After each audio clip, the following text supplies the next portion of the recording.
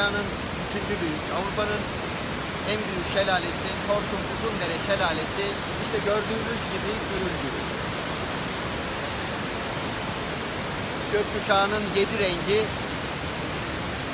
işte burada ete kemiğe bürünmüş bir halde. Yalana itibar etmeyin, gerçeğe itibar edin. Hortum Gölü kurudu, Hortum Şelalesi kurudu gibi dezenformasyon yapan, gerçekle alakası olmayıp yalan haber üzerine hayatlarını idame ettirenler işte gelsinler bugün 24 Nisan Hortum Şelalesi'ni, Hortum Gölü'nü görsünler. Elhamdülillah. Hepsi yalan, işte bu gerçek.